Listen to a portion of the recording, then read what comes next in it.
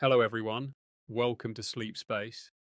Tonight, we will talk about something truly astonishing, the possibility that the James Webb Space Telescope has found a planet with a 99.7% chance of life. It's one of the most extraordinary scientific claims in recent years, and in this journey together, we'll explore the full story. As you settle into rest, allow yourself to drift through deep space with us, where cutting edge science meets the age old question: are we alone? Let's begin with the telescope itself. The James Webb Space Telescope, often shortened to JWST, is the most advanced space observatory ever built by humanity. It launched on December 25, 2021, aboard an Ariane 5 rocket from French Guiana and travelled nearly a million miles from Earth to reach its observation point at Lagrange Point 2, where gravitational forces allow it to remain in a stable orbit. Unlike its predecessor, the Hubble Space Telescope, which primarily observes invisible and ultraviolet light, JWST is optimized for infrared observations. This means it can detect the heat signatures of stars, galaxies, and, crucially, the atmospheres of planets. Its mirrors are coated in gold, literally, to reflect infrared light more efficiently, and it must remain unimaginably cold to avoid contaminating its sensitive instruments with its own heat. To do this, it uses a massive sun shield, about the size of a tennis court, to block light and heat from the sun, Earth, and Moon. Once in position and fully deployed, it began a new era in space science, and it wasn't long before it began delivering unprecedented data. One of the JWST's major goals is to investigate exoplanets, which are planets outside our solar system. More specifically, it's designed to study their atmospheres for signs of habitability or even life itself. The way it does this is both elegant and mind-boggling. When an exoplanet passes in front of its star, a phenomenon called a transit, some of the starlight filters through the planet's atmosphere. Different molecules in that atmosphere absorb specific wavelengths of light. By studying the resulting light spectrum, scientists can determine which gases are present. This technique is known as transmission spectroscopy, and it's one of JWST's superpowers. Now, let's talk about the planet at the center of this story. The planet is called K2-18b, located about 120 light years away in the constellation Leo. It was originally discovered by NASA's Kepler Space Telescope in 2015. It orbits a red dwarf star, a cooler and smaller type of star than our Sun, and it quickly became a point of interest because it orbits within the star's habitable zone. This means that its distance from the star allows for temperatures that could, in theory, support liquid water. But this wasn't enough to suggest life. Plenty of planets fall within habitable zones and turn out to be barren or toxic. What makes K2-18b stand out is what JWST saw when it focused its incredible sensors on it. JWST detected a mixture of gases in K2-18b's atmosphere, specifically carbon dioxide, methane, and a small trace of dimethyl sulfide, or DMS. This last compound, DMS, is a potential game changer. On Earth, dimethyl sulfide is produced almost exclusively by life, particularly by marine phytoplankton. While it's theoretically possible for DMS to form without life, we've never observed it happening anywhere without biology being involved. The odds of these gases coexisting purely through abiotic, non-living processes are extremely low. Hence the staggering 99.7% probability assigned to the presence of life. Let's break that down further. The presence of both carbon dioxide and methane is often seen as a biosignature, a sign of biological activity, especially when they appear in a certain ratio. If both gases exist in stable amounts over time, it suggests there is some ongoing process replenishing them. On Earth, this process is life. Without life, methane breaks down rapidly in the atmosphere and carbon dioxide builds up. So, for both to be present simultaneously and consistently suggests something or someone is making it happen. Even more fascinating is the nature of the planet itself. K2-18b is about 2.6 times the size of Earth and roughly 8.6 times its mass. That makes it what scientists call a Hycean world. This term is relatively new in astronomy and refers to planets that are both hydrogen-rich and ocean-covered, a combination that may offer ideal conditions for life. The name Hycean comes from combining hydrogen and ocean. These worlds might have deep oceans beneath thick hydrogen atmospheres and, if warm enough, could support complex biochemical processes similar to those on Earth, but under entirely alien conditions. K2-18b's thick hydrogen atmosphere may act like a giant pressure blanket, keeping its surface warm even though it receives less light from its star than Earth does from the Sun. This is critical because red dwarf stars, like the one K2-18b orbits, emit mostly infrared light and are far cooler than our Sun. But because JWST observes in infrared, it can peer into these systems with extraordinary clarity, offering data that was previously impossible to collect. Let's return to the spectral data for a moment. When JWST recorded the spectrum from K2-18b, scientists were expecting to find carbon-based molecules. They had hoped for methane or carbon dioxide, perhaps even water vapor, but the data went beyond their expectations. The distinct spectral signature of DMS was extremely faint, but it was there. And although it needs to be confirmed with follow-up observations, it's the strongest candidate yet for a biosignature outside our solar system. This is why the 99.7% figure is so compelling.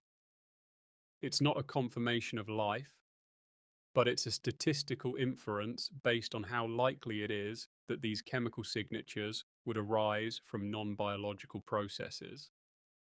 In other words, based on everything we currently know about chemistry, planetary science, and astrobiology, the odds heavily favor life as the explanation. This doesn't mean it's time to declare that we found aliens. Far from it. But it does mean that for the first time in history, we're staring at a planet whose atmospheric fingerprint looks astonishingly familiar. It's also important to understand what kind of life we might be talking about. When we say life, we're not referring to cities, spaceships, or even animals. It could be something as simple as microbial plankton floating in alien oceans, metabolizing chemicals in a completely foreign environment.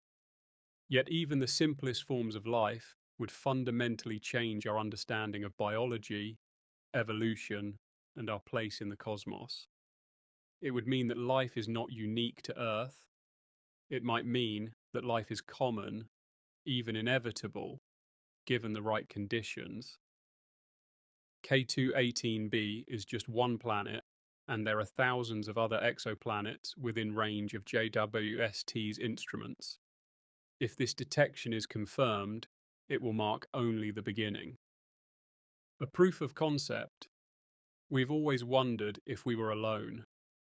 And now it seems the answer may come not from radio signals or flying saucers, but from the subtle glow of alien atmospheres recorded by a telescope built by human hands.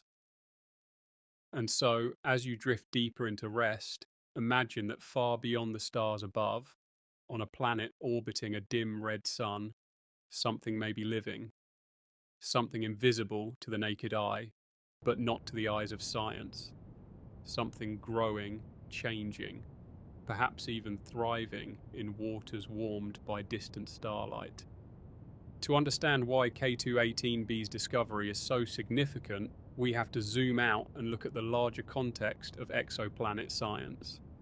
Just 3 decades ago, we had never confirmed the existence of a single planet beyond our solar system. The first confirmed exoplanet orbiting a Sun-like star, 51 Pegasi b, was discovered in 1995. Since then, thanks to missions like Kepler, TESS, and now JWST, we've catalogued over 5,000 exoplanets, with thousands more candidates awaiting confirmation. Among these, only a small fraction lie in the so-called habitable zone, where temperatures allow for liquid water to exist, and even fewer have atmospheres that we can study in detail. What makes K218b stand out isn't just its size or its location in the habitable zone, it's that it may represent an entirely new class of habitable world. Earth-like planets have long been the focus of habitability studies. We look for rocky surfaces, liquid water, and an oxygen-rich atmosphere, but that assumption may be limiting. High-Cean planets like K218b challenge this model. They may be far more common than Earth-like worlds and could offer a wide variety of conditions under which life might emerge. High-Cean planets typically have thick hydrogen atmospheres, high surface pressures, and deep global oceans. This combination creates a type of greenhouse effect, allowing even distant or dimly lit planets to maintain warm environments beneath their atmospheres. In the case of K218b, modelling suggests that its atmosphere could trap enough heat to keep an underlying ocean in a liquid state, possibly for billions of years. And where there is long-term liquid water, there is a chance for life. To picture K218b, imagine a planet larger than Earth but smaller than Neptune, something we call a mini-Neptune. Its surface is likely not solid in the traditional sense. Instead, beneath the thick hydrogen envelope, we could find a supercritical layer of water, a strange state of matter that behaves like both a liquid and a gas. Below that may lie a liquid ocean hundreds of kilometers deep. The pressure and chemistry of this ocean would be vastly different from Earth's, but potentially still capable of supporting life, albeit life that evolved in an alien environment. JWST's observations focused primarily on how starlight filtered through K218b's atmosphere during a transit. This data was then analysed using advanced spectral modelling, essentially comparing the observed light signature to simulations of what various gases would look like under those conditions. This kind of modelling involves enormous computational effort.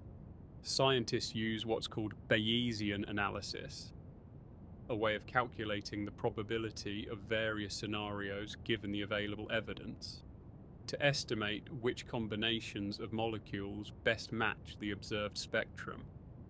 And in this case, the best fit involved methane, carbon dioxide, and the trace presence of dimethyl sulfide. Let's take a closer look at each of these compounds. Methane is a simple hydrocarbon molecule made of one carbon atom bonded to 4 hydrogen atoms. On Earth, it's produced by a variety of processes, from volcanic activity to biological metabolism. However, when methane exists in an atmosphere alongside oxygen or carbon dioxide and doesn't break down over time, it typically requires a replenishing source, and life is the most common source we know. Carbon dioxide is more straightforward. It's a common atmospheric gas produced by volcanic outgassing, decaying organic material, and industrial activity. Its presence alone doesn't tell us much, but in the right context, it becomes part of a larger story. Now, DMS, dimethyl sulfide, is more unusual. On Earth, it is produced almost exclusively by marine plankton. These tiny oceanic organisms emit DMS as a byproduct of their metabolic processes. It's what gives the ocean its characteristic smell. DMS molecules can escape into the atmosphere and influence cloud formation, contributing to climate regulation. So finding even a tiny signal of DMS in an exoplanet's atmosphere is highly intriguing. To be clear, this doesn't confirm biology, but no known geological or photochemical process can produce DMS in the quantities observed on K2-18b without invoking life. That's why the 99.7% estimate, based on statistical modeling, is considered such a strong signal. It's worth noting that JWST's detection of DMS is still provisional. The signal was faint and needs to be verified with additional observations. But if future transits confirm its presence, it would be the first time in human history that we've detected a biosignature gas beyond Earth. These findings have far-reaching implications for astrobiology. For decades, scientists have debated the best strategies for finding alien life. Should we look for radio signals from intelligent civilizations? Or should we focus on biosignatures, chemical traces of simple life, in exoplanet atmospheres? JWST is strongly supporting the latter approach. It can't tell us whether a planet has cities or civilizations, but it can detect molecules that suggest life is altering its environment, just as life does here on Earth. There's also something poetic about this. We're not listening for alien broadcasts or waiting for flying saucers to arrive. We're reading the fingerprints of chemistry, the whispers of molecules, the subtle changes in light as it passes through distant skies. We are, in essence, detecting life by its scent, the same way we might smell the sea on a breeze. K2-18b's discovery also forces us to reconsider what conditions are truly necessary for life. We tend to think life requires Earth-like environments, moderate temperatures, oxygen, a rocky surface. But the discovery of extremophiles on our own planet, organisms that thrive in boiling acid pools, deep ocean vents, or radioactive waste, shows us that life can exist under a wide range of conditions. If life can adapt so broadly on Earth, why not elsewhere? In fact, it's entirely possible that life originated in environments very different from our own. Life on a Hycean world might be entirely aquatic, never needing to evolve beyond simple microbial forms. It might use different chemistry, different energy sources, and leave different biosignatures than we expect. That's why JWST's infrared vision is so powerful. It allows us to detect those subtle signals across unimaginable distances without needing to see the life itself. Let's not forget how far away K2-18b is. At 20 light-years, it's practically in our galactic neighborhood, but still unimaginably distant. Even if we launched a probe today, traveling at the speed of the Voyager spacecraft, about 17 kilometers per second, it would take over 2 million years to get there. So we won't be visiting K2-18b anytime soon, but through light, through photons that have traveled across space for over a century, we can study its atmosphere, its chemistry, and possibly even its biology. In this way, the James Webb Space Telescope acts as a time machine and a microscope. It allows us to see not just far away, but also far back in time, since the light it captures left its source long ago. And it lets us analyze planetary atmospheres in exquisite detail, teasing out the secrets of worlds we'll never touch. The detection of a planet with such a high probability of life raises many new questions.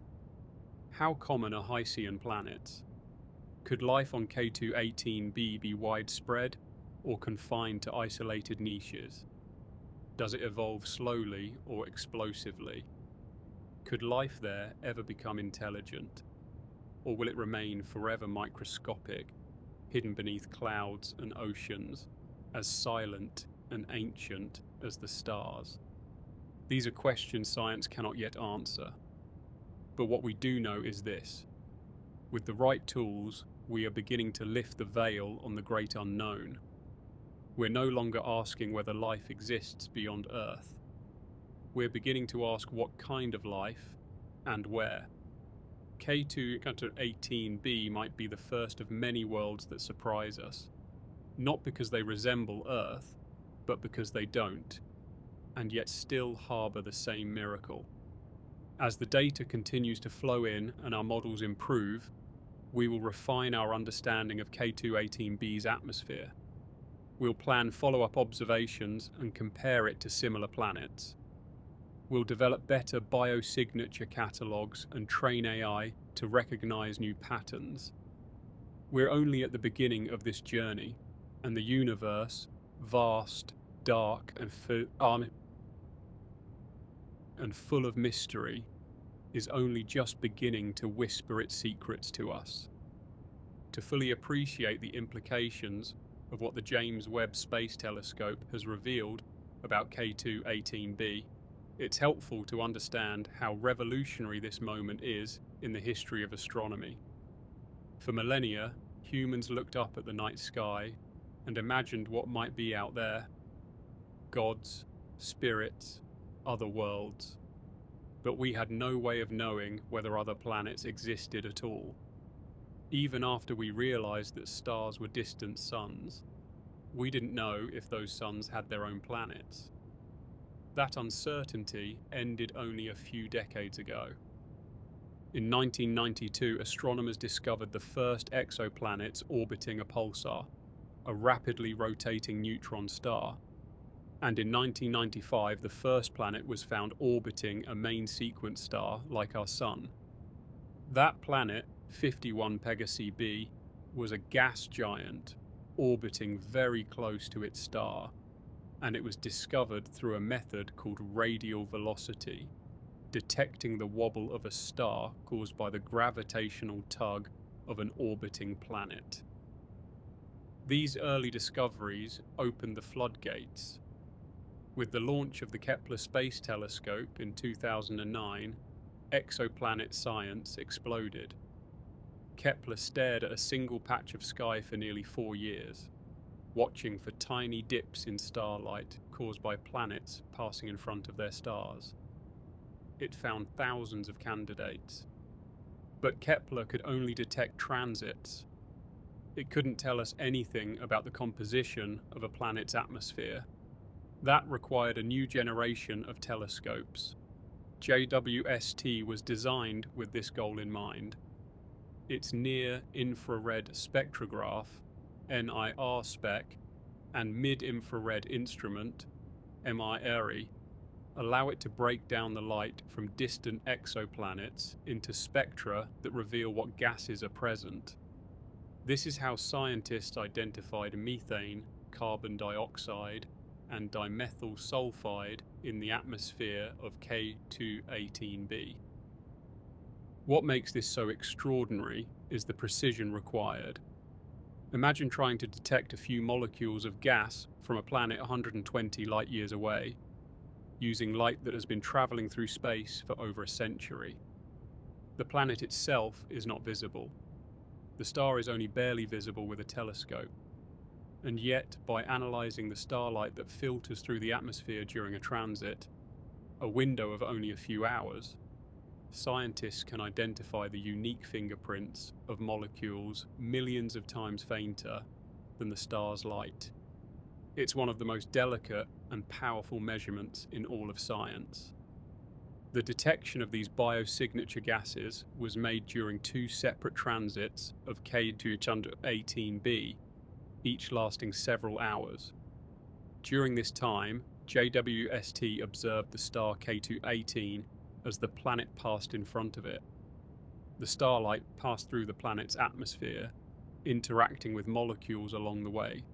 As certain wavelengths of light were absorbed, dark lines appeared in the spectrum, each corresponding to a specific molecule. By comparing the observed spectrum with thousands of theoretical models, scientists determined the best match was an atmosphere containing hydrogen, methane, carbon dioxide, and traces of dimethyl sulfide. These results were not taken lightly. The analysis was peer-reviewed and the data rechecked by independent teams. Uncertainties were rigorously accounted for. Even so, JWST scientists were careful not to announce a discovery of life. Instead, they published the results as a strong biosignature candidate, noting that non-biological explanations for the DMS signal were unlikely but not impossible. They called for additional observations, which are now being scheduled, to confirm and expand on the initial results. Still, the reaction from the scientific community has been electric. While skepticism is healthy and necessary, there is a shared sense that this might be a turning point. For the first time, we're not just speculating about life elsewhere, we're narrowing in on specific locations with real data, using tools powerful enough to detect life's chemical echoes across the stars. It's also worth considering the implications of the 99.7% figure. This number comes from statistical modeling using Bayesian inference. In simple terms, scientists created models of what K2-18b's atmosphere might look like if it had no life, and what it would look like if it did. They compared these models to the actual data collected by JWST and found that the life-including models were overwhelmingly more likely to match the observations. That doesn't mean we've proven life exists, but it does mean the observed atmospheric chemistry is far more consistent with biology than with any known non-biological processes. Now let's explore what life on K2-18b might actually be like. First, consider the environment. This is not a planet with land masses, continents, and forests like Earth. Instead, it may be entirely covered by a vast, deep global ocean, thousands of kilometers deep, beneath a thick, hydrogen-rich atmosphere. There may be no solid surface at all, only a gradual transition from gas to liquid, with pressure and temperature increasing with depth. Light from its host star would be dim and red, casting the planet in a perpetual twilight. Winds might howl across the upper atmosphere, while the ocean below could be calm and deep. In such an environment, life would need to be adapted to high pressures, low light levels, and exotic chemistry. But that doesn't mean it's impossible. On Earth, we've found life at the bottom of the ocean near hydrothermal vents, thriving in complete darkness and crushing pressure. These organisms use chemosynthesis, deriving energy from chemicals rather than sunlight. A similar process might occur on K2-18b. If hydrothermal vents exist at the bottom of its ocean, perhaps along a rocky core, they could provide the energy needed to fuel microbial ecosystems. Alternatively, life might exist in the upper atmosphere where pressure and temperature are more moderate. It could consist of floating microbial colonies, similar to Earth's plankton, absorbing nutrients from the atmosphere and emitting gases like dimethyl sulfide. These microbes could form the basis of a simple biosphere, one that may have existed for billions of years without ever evolving into complex organisms. There's also the tantalizing possibility of shadow biospheres, forms of life based on completely different biochemistry from our own. On Earth, all life is carbon-based and uses DNA and proteins.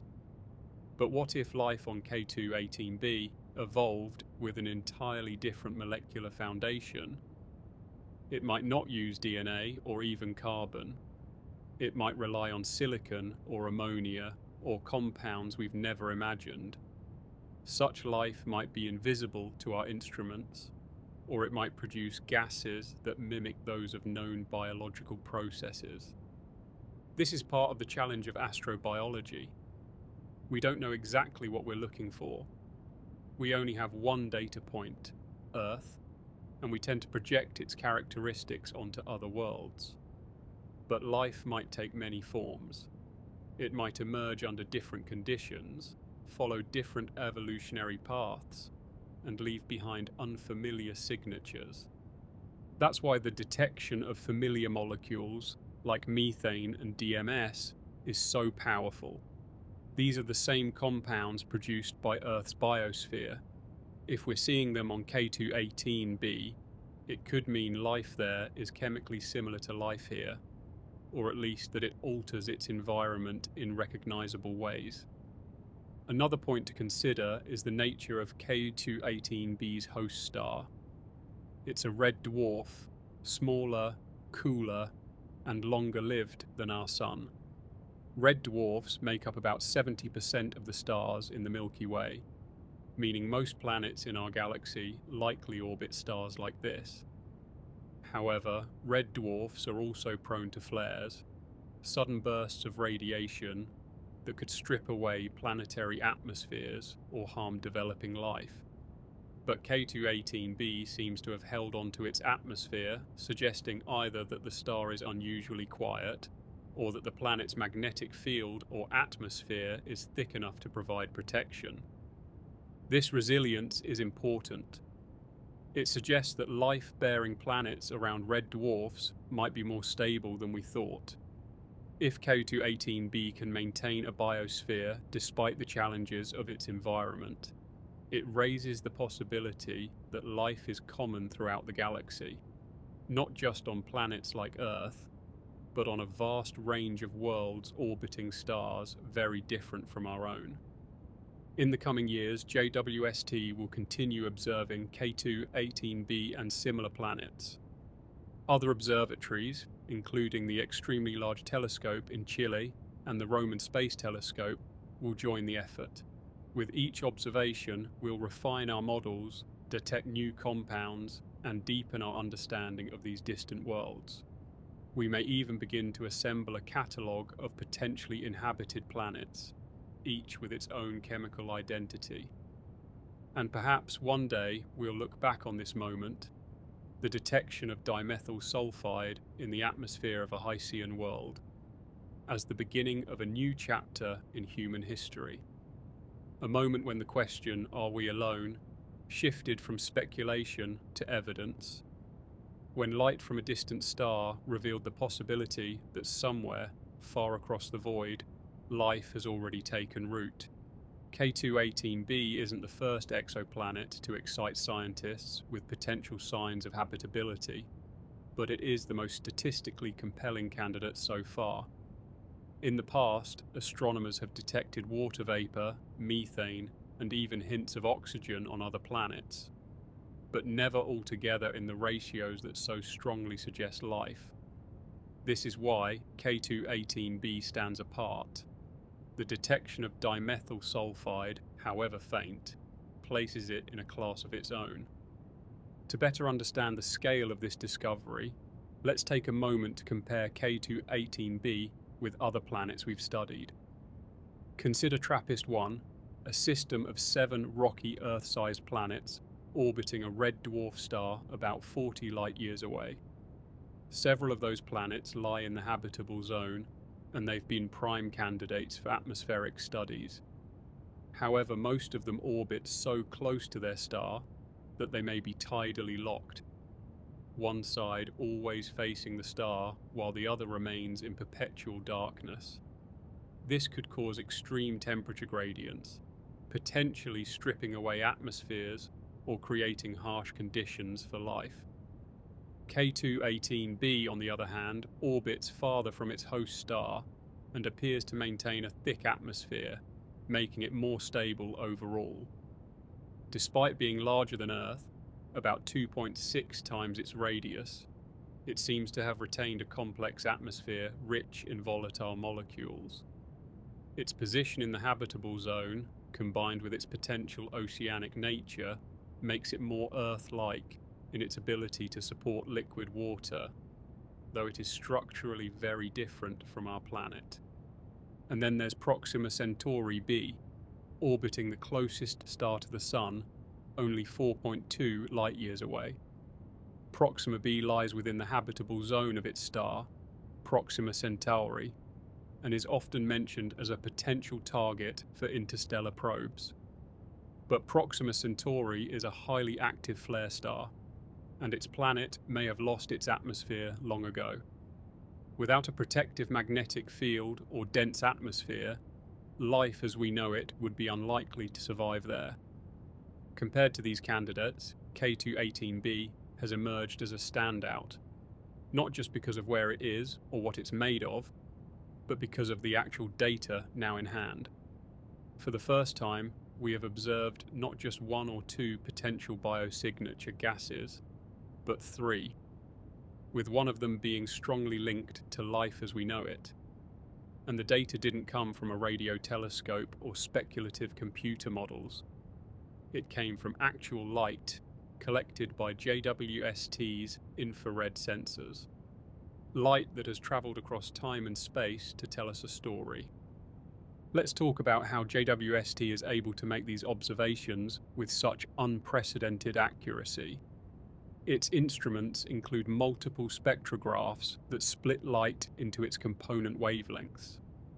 When K2-18b passes in front of its star, some of that starlight travels through the planet's atmosphere. Molecules in the atmosphere absorb specific frequencies of light, leaving a kind of barcode that scientists can interpret. This is spectroscopy, the same technique used to discover helium in the Sun before it was ever found on Earth. But while traditional spectroscopy relies on light from nearby sources, JWST has taken the technique to an interstellar level. It's also important to consider the calibration and data processing that go into every JWST observation. The instruments on board produce raw data filled with noise, cosmic rays, background interference, instrument drift. It takes weeks, sometimes months, to clean, analyze, and interpret this data. Teams of scientists around the world contribute, compare results, run simulations, and test alternative explanations. Every chemical detection must pass layers of scrutiny before it's announced. This is why the DMS signal, even faint as it is, carries so much weight. It emerged after rigorous filtering, analysis, and comparison with known models. And what does all of this tell us about the potential universality of life? One possibility raised by the findings on K2-18b is that life may be a common outcome of planetary evolution. Given the right temperature range, access to water, a source of energy, and the presence of organic molecules, life might be more likely to arise than not. If this is true, then the galaxy could be teeming with microbial biospheres, hidden beneath clouds, oceans, and ice. If we imagine that even a small percentage of the planets in the habitable zone host life, the numbers become staggering. In the Milky Way alone, there are an estimated 100 to 400 billion stars. If only 1% of those stars have planets in the habitable zone, and if only 1% of those planets have conditions like K2-18b, that still leaves millions of potentially life-bearing worlds. And that's just in our galaxy. There are hundreds of billions of galaxies in the observable universe. Yet life on K2-18b, if it exists, would not necessarily resemble anything on Earth. Even if it produces familiar gases, its biology may be based on entirely different principles. It might metabolize using sulfur instead of oxygen, or synthesize structures out of silicon rather than carbon. It could live in layers of ocean no light ever touches. It might evolve in cycles tied to the rhythm of atmospheric currents, or respond to magnetic fields rather than visual light. One of the most fascinating unknowns is whether such life could ever evolve beyond the microbial stage. On Earth, complex life took billions of years to emerge. Multicellular organisms didn't appear until about 600 million years ago, and intelligent life only in the last few million years. If K2-18b has had stable conditions for that long, it's possible, though by no means certain, that complex ecosystems could exist there. Floating filter feeders, thermal vent grazers, or even bioluminescent colonies drifting in ocean currents. It's all speculation, but grounded in increasingly plausible conditions. And then there's the question of communication. If intelligent life does exist on K2-18b, or any distant planet, would we even recognize its signals? Human attempts at interstellar communication are built around radio waves, binary logic, and electromagnetic pulses. But alien intelligence might think in completely different ways, use different technologies, or exist in forms that don't require language or tools. Life might never reach the point of sending messages and still be entirely real and thriving. This brings us back to why biosignatures are so crucial. They don't rely on intelligence, intent, or technology. They are the byproducts of metabolism, gases that accumulate in atmospheres because something is alive and breathing. We don't need to hear aliens speak. We just need to see how they change their environment. In many ways, that's what Earth itself does. If an alien telescope 120 light-years away were pointed at our planet, it might detect oxygen, methane, carbon dioxide, and traces of industrial pollutants. It would likely conclude, as we are now doing for K2-18b, that Earth's atmosphere has been shaped by living organisms. It wouldn't know about our cities or culture, but it would know something here is alive. And so, the detection of dimethyl sulfide on K2-18b is not just about that one planet. It's a mirror. It shows us how we might be seen by others. It teaches us what signs life leaves behind, and how to look for them elsewhere. It suggests that we're not so unique after all, that the processes of life may be written into the chemistry of the cosmos. As JWST continues its observations, we may find more planets like K2-18b. We may discover biosignatures with even greater certainty.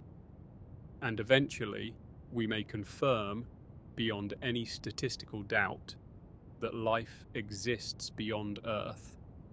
When that day comes, it will not be the end of our search, but the beginning of a new science. One that asks not, is there life, but what kind of life? How does it work? And what does it mean? As we journey deeper into the mystery of K2-18b and its potential to host life, it's helpful to take a step back and consider how the concept of habitability has evolved over time. Early models of life-bearing planets focused almost exclusively on Earth analogues, rocky planets within the narrow range of distances from a star where liquid water could exist on the surface. But over the past 2 decades, and especially in the last few years, our understanding has grown more nuanced. We now know that life might exist in subsurface oceans, within thick atmospheres, or even in environments that seem toxic to us. The idea that a planet needs to be just like Earth is no longer central to the search for life. K2-18b exemplifies this shift. It is not Earth-like in size, composition, or surface conditions. It is far larger, likely lacks a rocky surface, and is wrapped in a dense hydrogen envelope. Yet the presence of key gases, especially dimethyl sulfide, has made it one of the most promising candidates for extraterrestrial life in human history. Let's consider again the nature of Hycean planets. This new class of worlds was proposed relatively recently and refers to planets that are both hydrogen-rich and covered in liquid water, a combination that would create high-pressure oceans beneath thick atmospheres. These environments could maintain stable temperatures for billions of years. The thick atmosphere helps trap heat, and the hydrogen layer acts as insulation, creating what some scientists describe as warm oceans under soft skies. On K2-18b, this could mean that life, if it exists, is swimming in alien seas shielded from the harshness of space by a dense atmospheric cocoon. Light from its red dwarf star may not penetrate deeply, but that may not matter. Life in Earth's oceans thrives at incredible depths where light never reaches. Instead, organisms rely on chemical gradients, geothermal energy, and mineral-rich water, all of which could exist on K2-18b as well. But how did scientists estimate a 99.7% chance of life based on atmospheric gases? This probability doesn't come from a single measurement. Instead, it's derived from Bayesian statistical analysis. Scientists start with models of what an atmosphere might look like under different scenarios, with life, without life, with volcanoes, with photochemistry, and so on. They then compare these models to the observed spectrum captured by JWST. When a particular combination of molecules, methane, carbon dioxide, and DMS, aligns more closely with models that include biological processes than with any purely abiotic ones, the likelihood of life rises. To reach a 99.7% probability, the data must strongly favor the biological models across many layers of uncertainty. This includes instrument noise, potential contamination, stellar activity, and theoretical uncertainties. It's not a certainty. Science rarely deals in certainties. But it is a level of confidence high enough to demand serious attention. It means that among all the known ways to generate the detected signals, biology is by far the most likely explanation. Of course, the story doesn't end there. Scientists must now test that hypothesis with more observations. JWST will continue to monitor K2-18b during future transits. Each new observation refines our understanding of its atmosphere, its temperature structure, and the stability of its signals. Other telescopes will follow, including the upcoming Nancy Grace Roman Space Telescope and Earth-based giants like the Extremely Large Telescope and the 30-meter telescope. These instruments will offer additional data, new wavelength coverage, and even higher resolution. In the meantime, K2-18b has already begun to reshape the public's imagination about the search for life. News of the discovery has spread quickly, prompting headlines, discussions, and renewed interest in astrobiology. But beneath the excitement lies something deeper, a philosophical shift. For the first time, the question of life beyond Earth is no longer just speculative. It is supported by data. It has names, coordinates, spectra. It is becoming science. This is a profound transformation in human perspective. For most of our history, we imagined ourselves at the center of everything. The center of the Earth, then the center of the solar system, then the galaxy. Each new discovery pushed us farther from that imagined center. And now we may be learning that life itself is not unique to Earth, that the spark of biology, once thought miraculous, may be common throughout the cosmos. Yet, even as we uncover new signs of life, we are reminded of how much we still don't know. K2-18b's potential biosignatures raise as many questions as they answer. What kind of biochemistry could produce DMS in such an environment? Is it similar to Earth's plankton, or something completely different? Could this planet support complex life, or does it host a frozen biosphere of single-celled organisms drifting through warm, dark water? There's also the tantalizing question of whether such life might ever evolve intelligence. Would it develop tools? Would it reach for the stars as we have?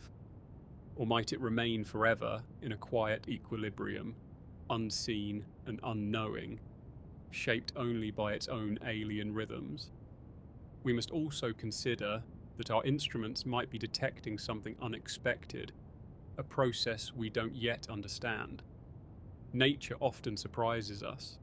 There may be non-biological mechanisms for producing DMS under extreme pressures, or with exotic chemistry, though none are currently known. Future experiments on Earth may try to replicate such environments, testing whether it's possible to produce these gases without life. If they succeed, the probability will shift. If not, the case for life will grow stronger. The search for biosignatures is more than just a scientific endeavor. It's an attempt to understand our place in the universe. If life is common, we are part of a vast, interconnected web of biology stretching across light years. If life is rare, then Earth becomes even more precious, a singular oasis in a cosmic desert. And this is why planets like K2-18b matter so much. They are not just scientific targets, they are philosophical mirrors. They reflect our hopes, our questions, and our desire to understand what it means to be alive. They teach us that even in the cold, dark void of space, the chemistry of life may arise again and again, persistent, resilient, and wondrous. For scientists, K2-18b is now a priority. Follow-up observations will look for water vapor, surface pressure indicators, and temperature gradients. Researchers will attempt to model cloud formations, ocean depths, and thermal emissions. Every layer of data helps reconstruct the planet's true nature. And if the signals remain consistent, if DMS appears again, stronger and clearer, then the case for life will move from extraordinary possibility to plausible reality. And still, even in the best case scenario, we may never see K2-18b up close. It lies 120 light-years away, far beyond the reach of any spacecraft we can currently build.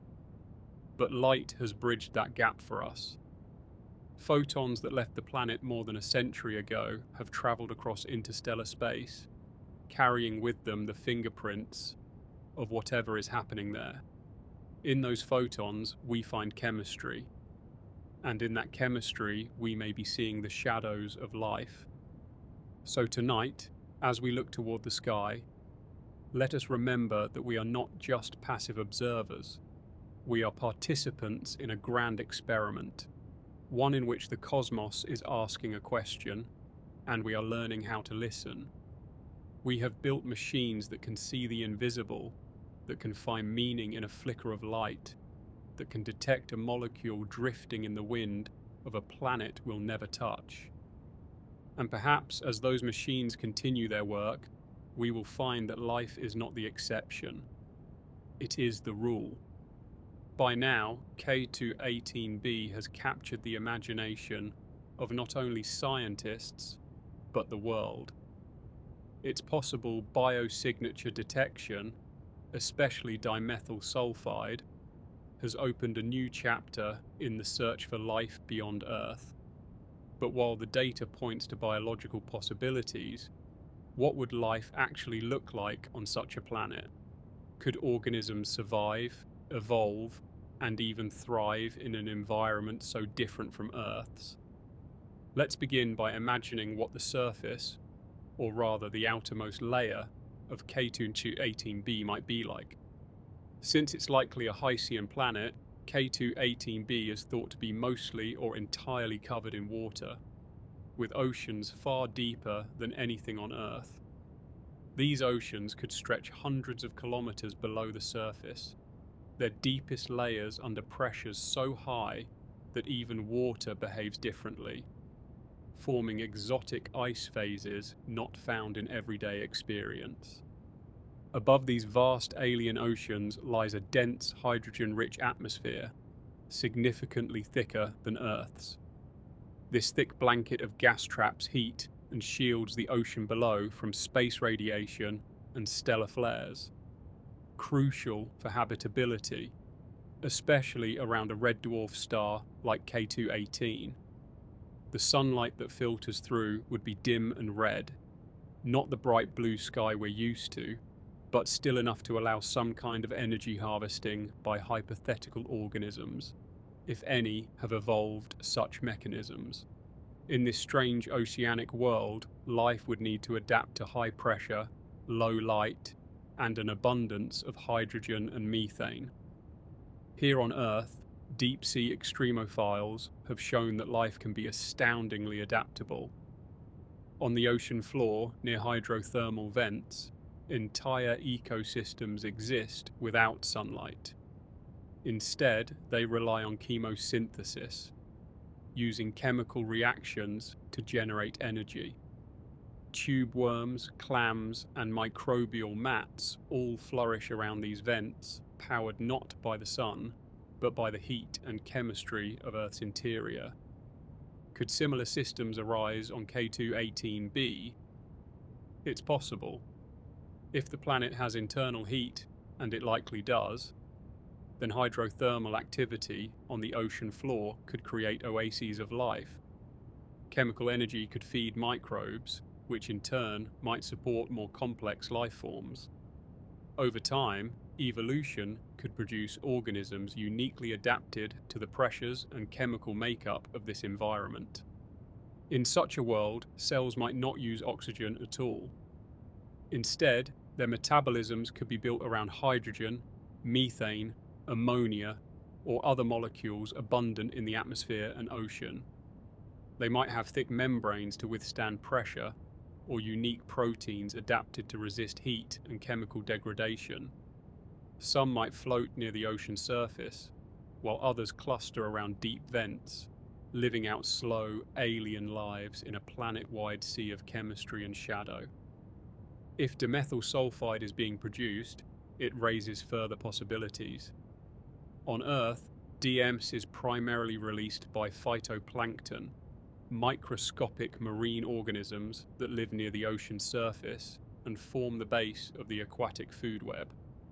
If a similar process is occurring on K2-18b, it might indicate that life is not confined to the deep, dark oceans, but is also present higher up, where light still reaches and gases can escape into the atmosphere. This would be a major discovery. It would suggest that life is not only present, but interacting with the planet's atmosphere in detectable ways. Just as Earth's biosphere alters our air, producing oxygen, carbon dioxide, methane, and countless trace gases, life on Ku-10-18b could be leaving a chemical footprint large enough for us to detect from 120 light-years away. Yet, it's not just biology that makes this planet exciting. K2-18b is forcing astronomers and astrobiologists to rethink planetary classification entirely. For decades, planets were mostly divided into terrestrials and gas giants. But discoveries of super-Earths and mini-Neptunes, planets larger than Earth but smaller than Neptune, have revealed a wide middle ground. These worlds may have thin rocky layers, deep oceans, and thick atmospheres, or they may be puffy gas-dominated spheres with no solid surface at all. K2-18b likely sits in this ambiguous zone, too large to be considered Earth-like, too small to be a true Neptune. But its composition, temperature, and atmosphere fall into just the right window for habitability, at least in the theoretical sense. This makes it a key testing ground for our models. If we find life here, or even strong evidence of life, it would prove that biology can thrive in conditions vastly different from Earth. It would show that life isn't limited to Earth clones. It might even be more common on planets very much unlike our own. So what happens next? As the James Webb Space Telescope continues to observe K2-18b, scientists will seek more than just DMS. They'll also be looking at the ratios of gases, how much methane is present compared to carbon dioxide, how stable these levels are over time, whether new molecules appear in different observations, and how temperature and cloud structures influence the chemical signatures. They'll also compare these findings to models of abiotic processes, chemical reactions that happen without life. For example, some methane can be produced by volcanic activity, and carbon dioxide can be formed from interactions between rock and water. If models show that non-biological chemistry cannot reproduce the observed mix of gases, the biological hypothesis becomes even stronger. This isn't just theoretical work. Laboratories on Earth will try to recreate K2-18b's conditions, its pressure, temperature, and atmospheric composition. Chemists will simulate potential reactions, trying to determine whether DMS or similar molecules can arise without living organisms. If such processes are ruled out, the case for extraterrestrial life becomes extraordinarily compelling. Meanwhile, K2-18b is becoming a benchmark planet, a reference point for understanding other similar exoplanets. Do other Hycean worlds show the same signatures? Are there more planets with DMS? Are they rare or common? Do they cluster around certain star types?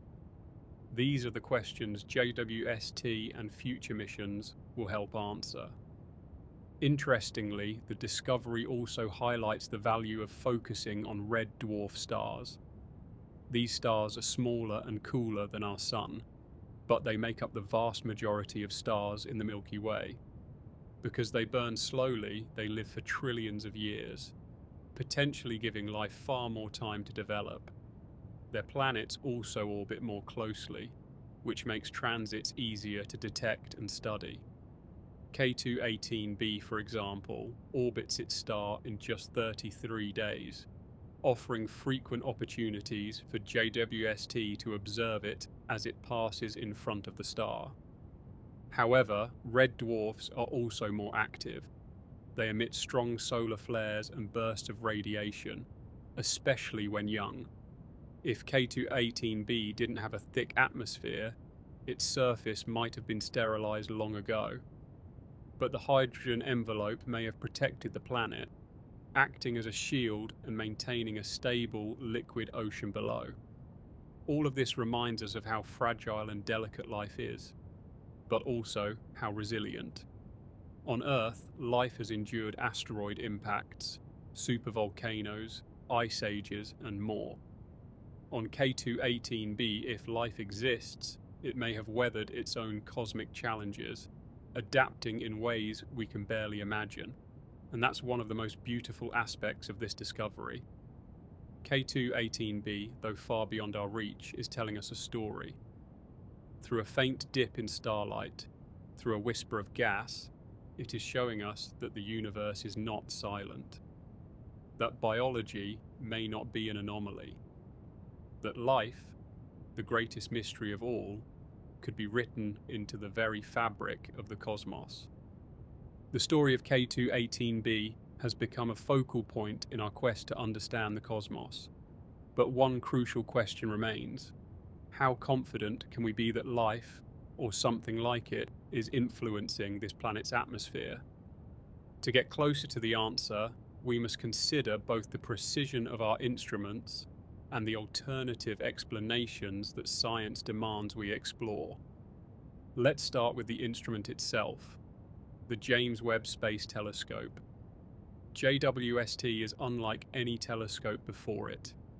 With its massive 6.5-meter segmented mirror, it can collect more light than the Hubble or Spitzer space telescopes ever could.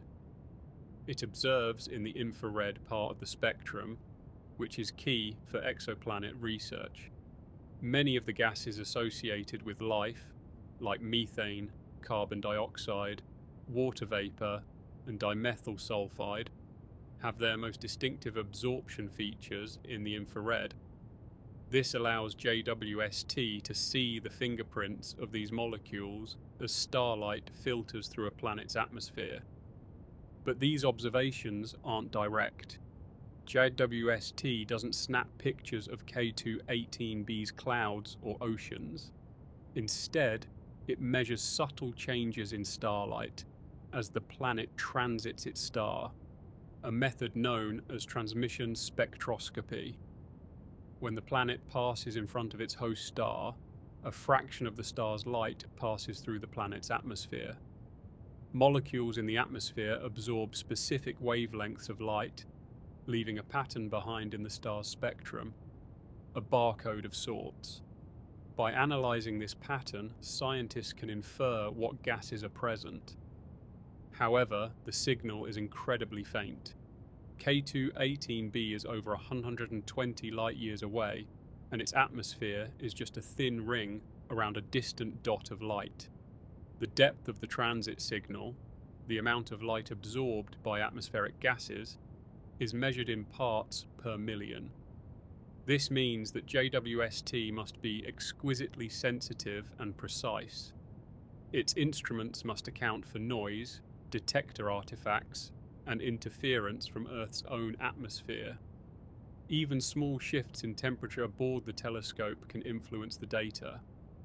Because of this, scientists apply rigorous statistical analysis to every observation. They compare the spectral signatures against models of planetary atmospheres, and they test how likely it is that the observed features are real, not just noise or artifacts. In the case of K2-18b, the detection of dimethyl sulfide has a confidence level that approaches 99.7%, the number that made headlines. That level of certainty in a signal, if upheld through repeated observations, is extraordinary. But there's an important distinction here. 99.7% confidence in the presence of a chemical signature does not mean 99.7% confidence in alien life. It means that the spectral feature itself is real, that JWST very likely detected something at that wavelength. The next step is to determine what caused it. That's where models come in.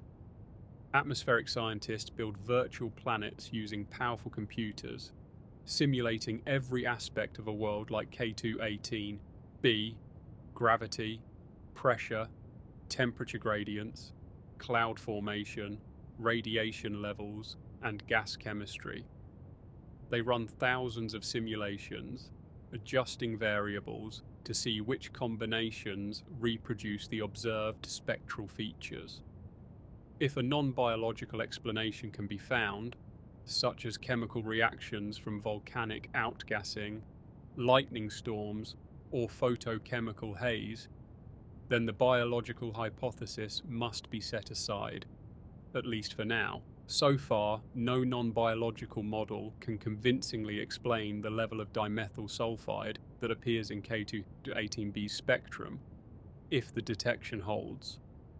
On Earth, DMS is almost entirely produced by life, primarily by marine microorganisms that process sulfur compounds.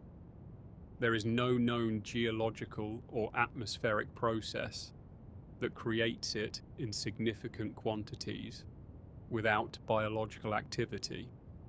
This doesn't prove life exists there, but it does strengthen the case that something unusual is happening. It's worth noting, too, that scientists are cautious. They use terms like potential biosignature, not evidence of life, to describe findings like this. The history of astronomy is full of premature claims. from Martian canals to alien radio signals that turned out to be microwave ovens. Scientists understand that extraordinary claims require extraordinary evidence, and no one wants to cry wolf. That said, the discovery has sparked a renewed focus on biosignature gases. DMS joins a growing list of molecules that could indicate biological activity if found in the right context. Others include oxygen, ozone, methane, nitrous oxide, and phosphine. Each has both biological and non-biological production pathways, but their presence, especially in unusual combinations, can be compelling. Take methane and carbon dioxide, for instance.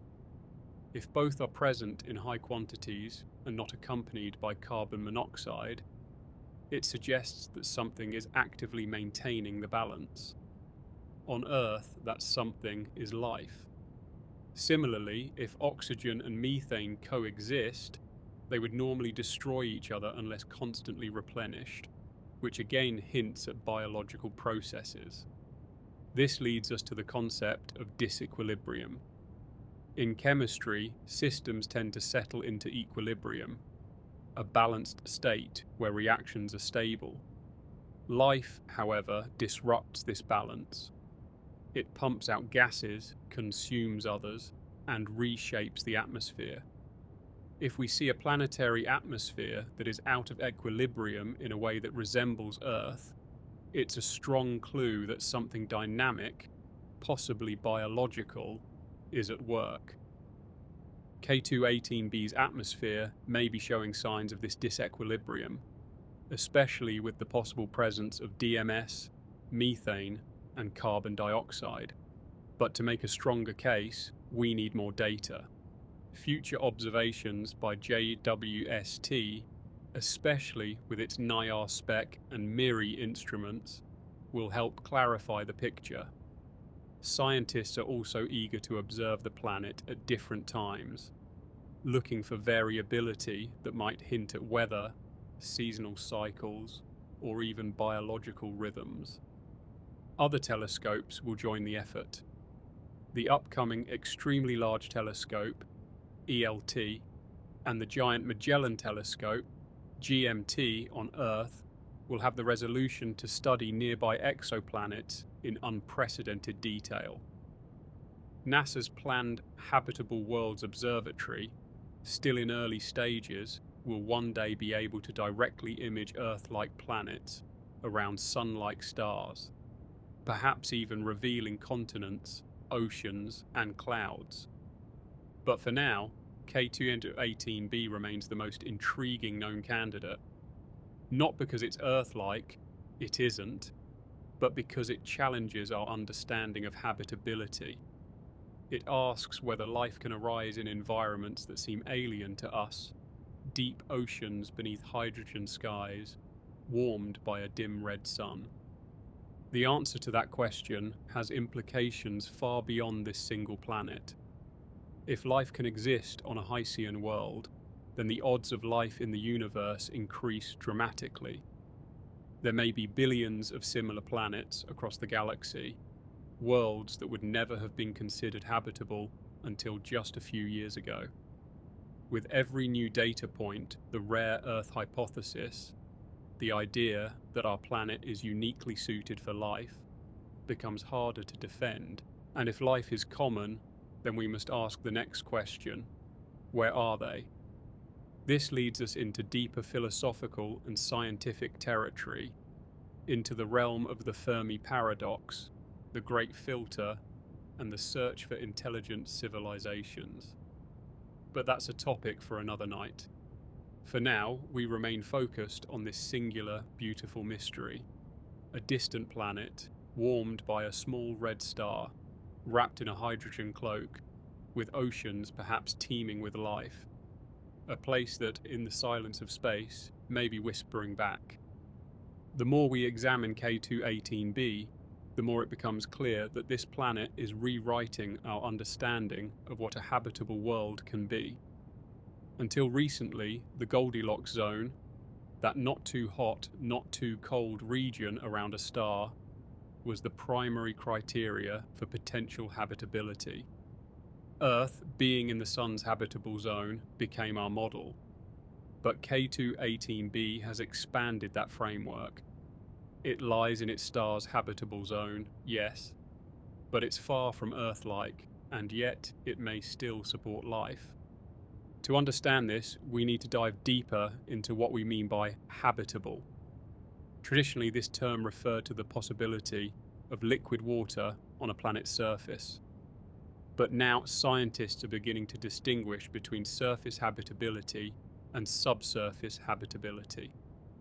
Earth is a surface habitable planet. Our biosphere depends on sunlight and atmosphere. But K2-18b may be habitable beneath its thick hydrogen layer, in an ocean separated from space by miles of atmosphere and perhaps a layer of clouds. In that environment, life wouldn't rely on light from the star at all. Instead, it could depend on chemical energy, just as life does around deep-sea hydrothermal vents on Earth. Let's look at those analogues more closely. At the bottom of Earth's oceans, far from sunlight, there are ecosystems that thrive around hydrothermal vents. These vents release heat and chemicals from the Earth's interior, and organisms known as extremophiles live off this energy. Bacteria convert hydrogen sulfide into usable energy in a process called chemosynthesis. These bacteria form the base of a complex food chain, including tube worms, shrimp, and other creatures. None of them require sunlight to survive. If similar conditions exist in K2-18b's deep oceans, life could theoretically emerge there. In fact, the presence of a thick, hydrogen-rich atmosphere might make such life more likely. Hydrogen helps trap heat, creating a greenhouse effect that warms the planet's surface or ocean. It also increases the size of the planet's atmospheric scale height, the altitude at which pressure drops, which makes spectral signatures easier to detect, since the atmosphere is more extended and puffed up for telescopes to observe. But how deep are these oceans? And how do we even know they exist? We don't have direct images of oceans on K2-18b, but we do have compelling indirect evidence. The planet's mass and radius tell us its average density, which is lower than that of rocky planets like Earth or Mars. That suggests it contains a significant amount of volatile materials, likely a combination of hydrogen, warm, and hydrogen, water, and possibly ices. A pure rock planet of K2-18b's size would be denser. A pure gas planet would be less dense. The best fit model suggests a rocky or icy core surrounded by a deep global ocean, itself blanketed in a hydrogen atmosphere. This model aligns with the concept of a Hycean world, a term coined relatively recently to describe these ocean-covered exoplanets with hydrogen-rich skies. Some Hycean planets may be hot, others cold, but a few, like K2-18b, fall into the potential sweet spot for life. There's even the possibility of a cloud layer biosphere, an atmospheric region where temperatures and pressures are just right for life to exist in suspended droplets. Venus, in fact, has been proposed as a candidate for this kind of life. Its surface is hellish, but 50 kilometers above it, conditions are surprisingly Earth-like. On K2-18b, there could be an atmospheric band with similar properties, a kind of floating ecosystem, perhaps microbial in nature, surviving within the clouds. The idea is speculative, of course, but if dimethyl sulfide is truly present in K2-18b's atmosphere, then we must consider biological explanations. DMS doesn't last long in atmospheres. It breaks down under ultraviolet light. Its continued presence would require constant replenishment, which is a key feature of biosignatures. If it's there, something is making it, and making it recently. So where does this leave us in terms of certainty? Despite the 99.7% confidence level in the spectral signal, scientists remain cautious. One reason is that only one telescope, JWST, has observed this planet in this level of detail so far. For any discovery of this magnitude, confirmation is essential. That means follow-up observations, repetition, peer review, independent analysis. The good news is that more data is coming. JWST continues to observe K2-18b across multiple transits, collecting spectra at different wavelengths and conditions. The more transits we capture, the clearer the signal becomes. Noise can be averaged out, subtle features become sharper, confidence increases. At the same time, computer models continue to improve. The atmospheric retrieval techniques, where observed spectra are compared to billions of simulated ones, are growing more sophisticated. Machine learning is even being employed to scan through massive data sets, flagging anomalies and matching patterns faster than human analysts ever could. Meanwhile, theoretical work is expanding our understanding of planetary chemistry. Researchers are building chemical libraries of every possible gas, cloud type, and interaction under exotic conditions. This helps rule out false positives. Could a mix of methane, sulfur dioxide, and photochemical haze mimic the DMS signature? Could auroras or magnetospheric activity produce unexpected spectral lines? All of these hypotheses must be tested. That's the essence of science. Challenge every assumption, explore every alternative, and only then accept the extraordinary. Even if further analysis weakens the DMS signal, K2-18b remains a profound discovery. Its environment is unlike anything in our solar system, yet potentially habitable. That alone reshapes our view of the cosmos. It suggests that life may not need Earth-like conditions, just the right chemistry, energy sources, and time. And we're not done looking. JWST is observing dozens of other exoplanets, many of them Hycean candidates. Some are even closer to Earth or orbit quieter stars, which could make their signals easier to interpret.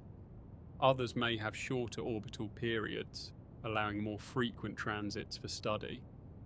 The search is just beginning. K2-18b may be the first planet where we glimpse the possibility of life, but it will not be the last. With every observation, every improvement in technology, every new theory tested, we move closer to an answer to one of humanity's oldest questions. Are we alone? The discovery of a planet like K2-18b with a 99.7% chance of life-friendly conditions marks not just a scientific milestone, but a cultural one. For thousands of years, humans have looked up at the stars and wondered if someone, or something, might be looking back. Now, with instruments like the James Webb Space Telescope, we're no longer just speculating. We're measuring, observing, and collecting real data. The philosophical implications are just as profound as the scientific ones. Let's pause to consider what life on K2-18b, if it exists, might actually be like. The surface of the planet, assuming there is one beneath its deep atmosphere and ocean, would be shrouded in darkness. Light from its red dwarf star, K2-18, would struggle to penetrate the thick hydrogen clouds and water vapor layers. But that doesn't mean the planet is devoid of energy.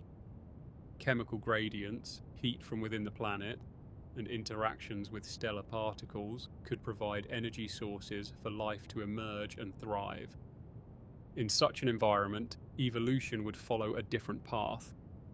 Without sunlight as a dominant energy source, photosynthesis, as we know it, may not evolve.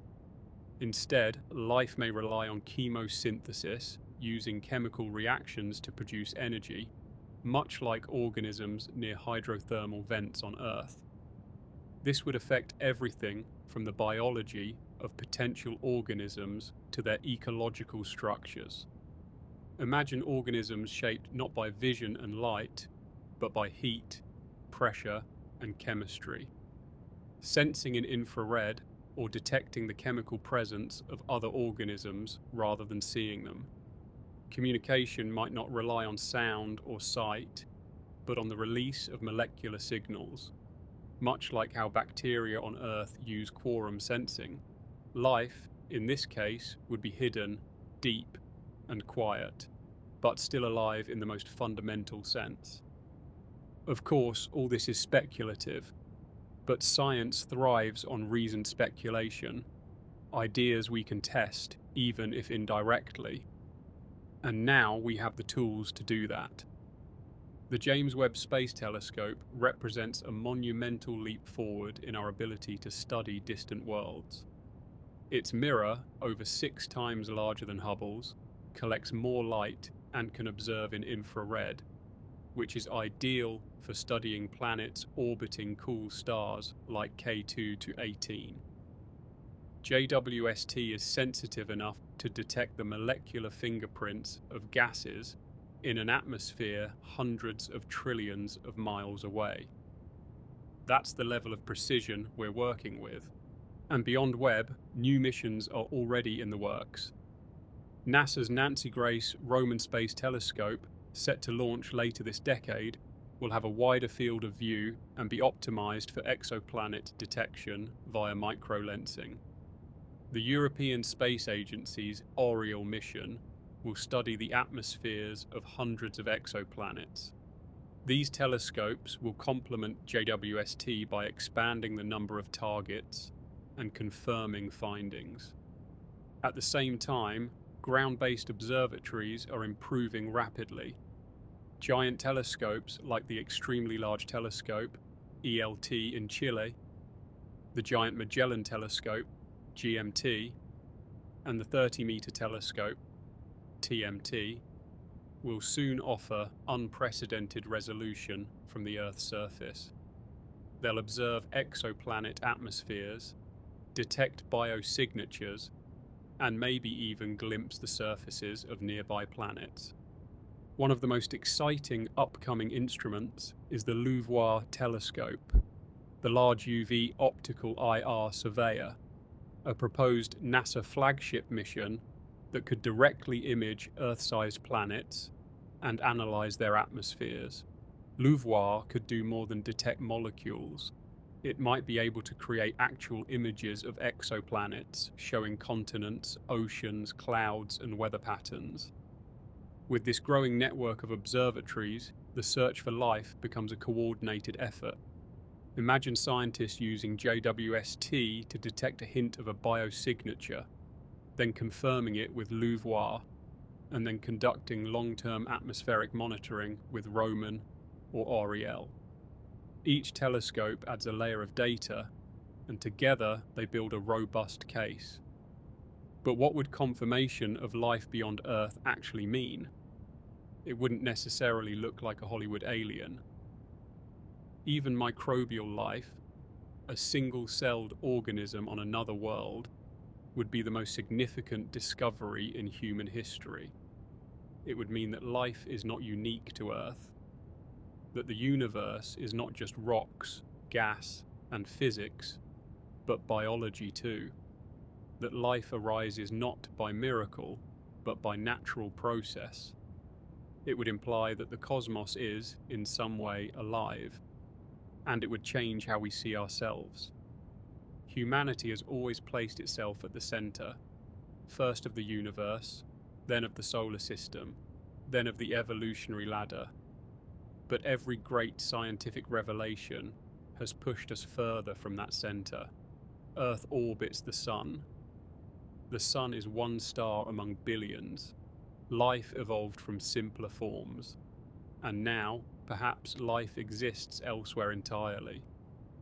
In that context, the discovery of life on K2-18b would be humbling and exhilarating. It would connect us to the stars not just as observers, but as participants in a much larger story.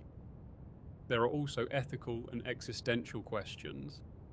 If life is common, do we have a responsibility to protect it? What if our exploration, even if unintentional, harms ecosystems we don't yet understand? Should we send probes to exoplanets if there's a risk of contamination? These are not just theoretical debates. As we develop faster propulsion systems and advanced robotic explorers, the possibility of visiting nearby star systems, even if it takes generations, becomes less far-fetched. Proposals like Breakthrough Starshot envision sending tiny laser-propelled spacecraft to Alpha Centauri within a few decades. It's still science fiction, but less so than it was 20 years ago. As we close in on answers about life beyond Earth, we must also expand our thinking. What forms can life take? What environments can support it? And what does it mean for something to be alive? It's possible that life on K2-18b, if it exists, doesn't fit any of our definitions. It might not have DNA. It might not metabolize in the same way.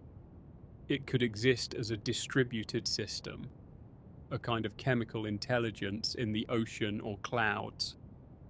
The very act of searching may require us to rethink life from the ground up. But even if we don't find life on K2-18b, we've already learned something invaluable. We've shown that we can study the atmospheres of distant worlds, that we can detect gases like methane and carbon dioxide across light years, that we can identify potentially habitable planets, not just as points of light, but as real places, with weather, climate, chemistry, and maybe even biology. And we've just started. The night sky is full of stars. Around many of them are planets. And among those planets, some may harbour life. K2-18b is our first close encounter with that possibility. The first whisper of a cosmic answer. All we have to do now is keep listening.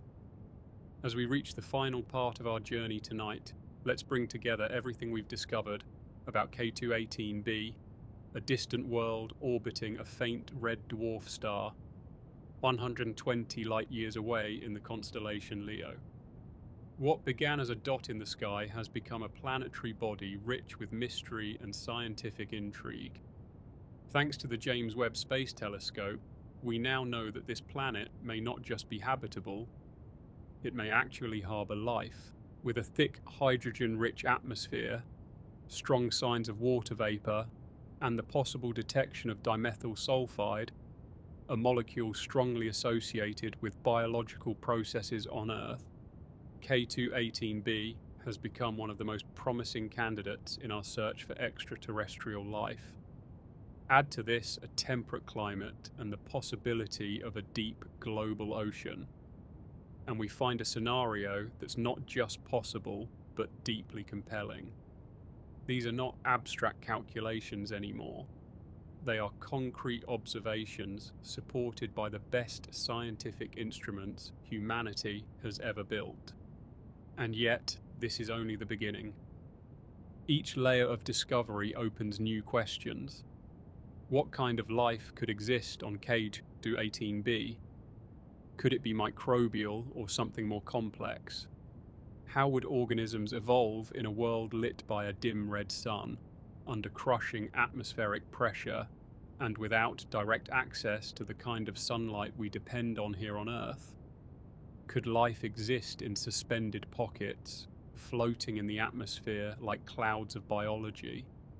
Could there be something like ecosystems, but made up of completely alien rules? Even more fascinating is how the story of this planet reflects our own journey. Every time we build better telescopes, we sharpen our ability to ask questions about our place in the universe. From Galileo's first observations, through a handmade scope, to Webb's advanced infrared instruments, we've come a long way. And yet, somehow, we're still asking the same questions. Are we alone? If life is confirmed on K2-18b, that answer may finally shift. It would no longer be a philosophical guess. It would be a measurable fact. It would be written in spectra, confirmed by models, and slowly understood through further study. The shift in human consciousness would be profound.